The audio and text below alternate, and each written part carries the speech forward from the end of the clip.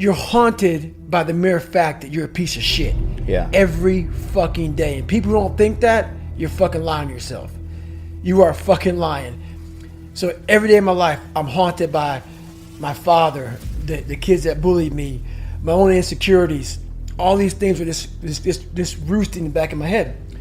So I'd be driving home at like 7 o'clock in the morning from an all-night shift and all alone in my truck, and I'd be thinking, what the fuck, man? My life is hell. So one day I came home, and I always come home and watch TV, and this show was on with like Navy SEALs. And I'm afraid of the water. Terrified of the fucking water. I sink like a rock. So I'm sitting there watching these guys going through Navy SEAL training, and I'm like, and I saw what I believe how a man should feel. Very, have pride and dignity himself. Yeah. It's like I gotta change myself. So literally I sat down on the couch and watched these guys going through SEAL training, and I went through my own mental checklist of how fucked up I am and how many things I would have to change just to get an opportunity to try out for something like that.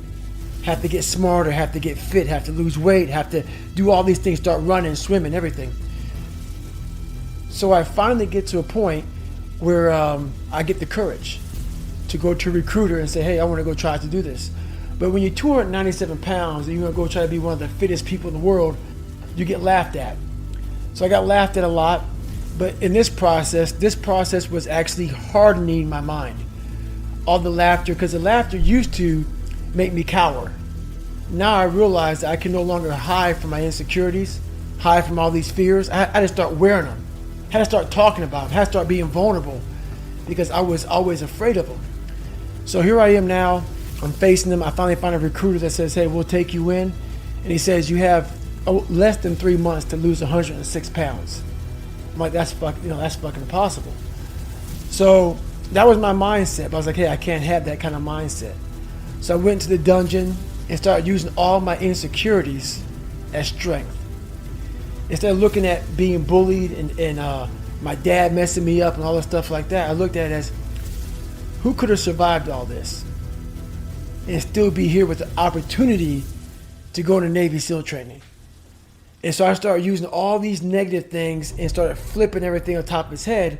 Instead of saying, woe is me, kicking rocks, head down in the dirt, I started saying, there's not a motherfucker on the planet who would have this opportunity coming from where I came from. They would be a statistic. So I started looking at it as power versus like big time defeat. And slowly but surely, every day, I started changing the voice in my head, because the most important conversation you will ever have is the one you have with yourself. So I slowly started changing that internal dialogue in my head. And there wasn't no fucking like teacher. There was no shrink. There was no mom saying, hey, David, you can do it. No, it was fucking me. And that was where the power came from. The power came from, no one's helping me. No one's coming back to fucking save me. No one's coming back to pull me to the finish line.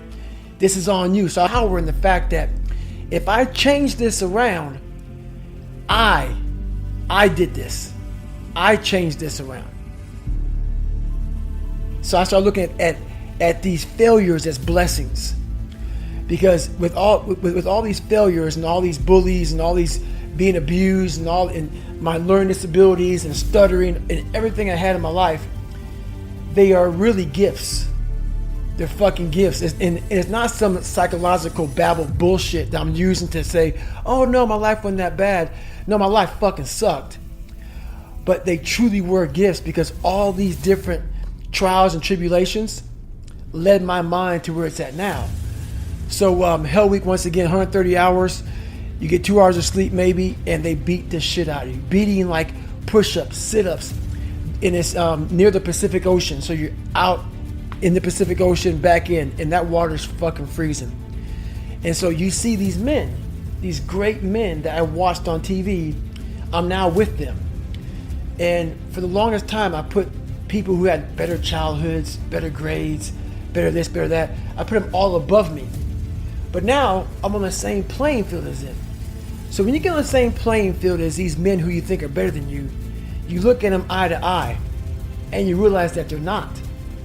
So once again, I'm starting to do all this live autopsy shit, like saying, God, man, you were mind fucking yourself your whole life, thinking that this person came from a nicer house, better education, better mom, better dad, and they're better than you. It's not the case. You have this in you. You may have to dig a little deeper to find it. You know, their family may have started them off a lot better than you, but it's there. It's there. So I started really realizing how powerful the mind was in that third hell week.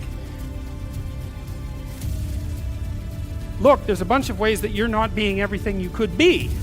And it is not supposed to be a whip to knock you down, although maybe it's a whip to knock down your pride, the pride that stops you from being aware of your insufficiencies.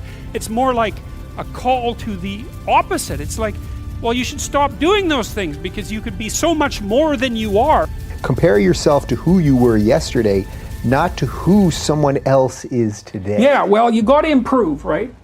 And so, and you might think, well, I'm a real fixer-upper and I'm really embarrassed about that because there's 50 things wrong with me and like, look at that guy, and so now I feel all terrible because of the comparison and all of that. And first of all, it's unfair because especially by the time you're about 30. When you're 17, you're like every other 17-year-old, and so that kind of social comparison is more appropriate. By the time you're about 30, your life has become quite idiosyncratic, you know. Like, let's say your life has 8 dimensions: family, friends, intimate relationships, health, you know, you can kind of lay them out. You're individually positioned in all those dimensions. Your life isn't like anyone else's life. And so you see someone who's doing better than you, it's like you're only seeing one dimension at one slice of time. So it's not real.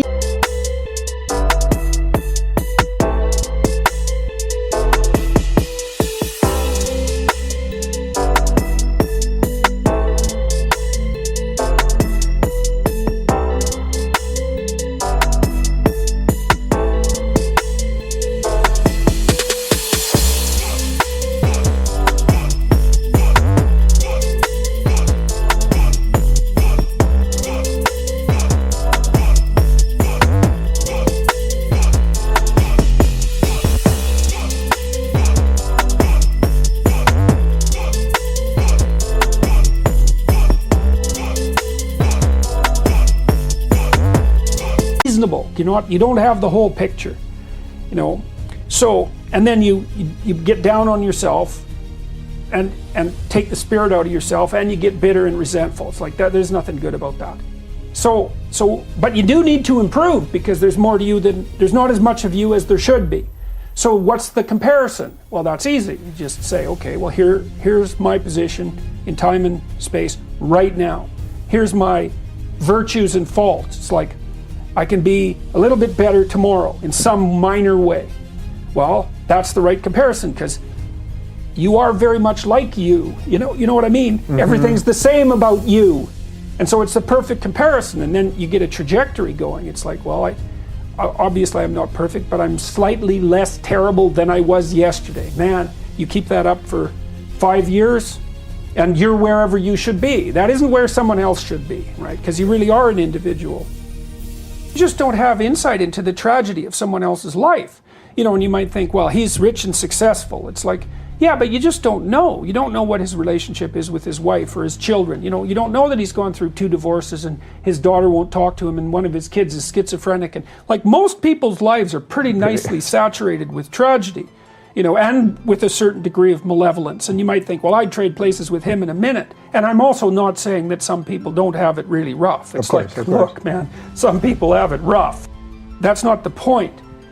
It's not the point. The point is, you should be better than you are, but it's not because you're worse than other people. It's because you're not everything you should be. And so you got to pick the comparison right. And then that's also ennobling. It's like, and instantly hopeful. There is absolutely no doubt that you can be slightly better tomorrow than you are today. You get more who you are as you get older, you know, so there's not, the ratio of actuality to potential starts to shift, but it doesn't change the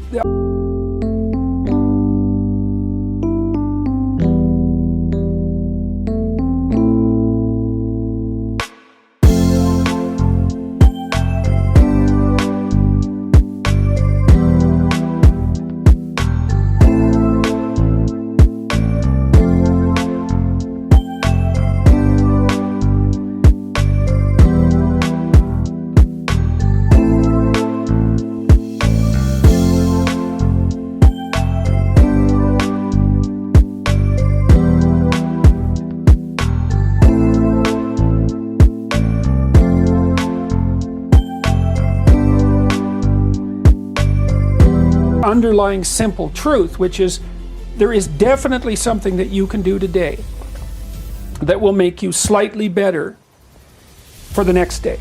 Always. Always. Now, okay, not always. You're 85, right. You have Alzheimer's, you're done. Sometimes you're done, but most of the time you're not, and most of the time there's something within your grasp that you could put right. And see, that's the fundamental issue. It's like life is tragic. It's full of suffering and it's full of malevolence. There's no doubt about that. And it's brutal. And it's more brutal than you can even imagine in some ways, or willing to imagine. But there's something you could put right. And we don't know what would happen if you put everything you could right, if you put it right. And then we don't know what would happen if everyone did that. But you can be certain that it would be less tragic and less malevolent.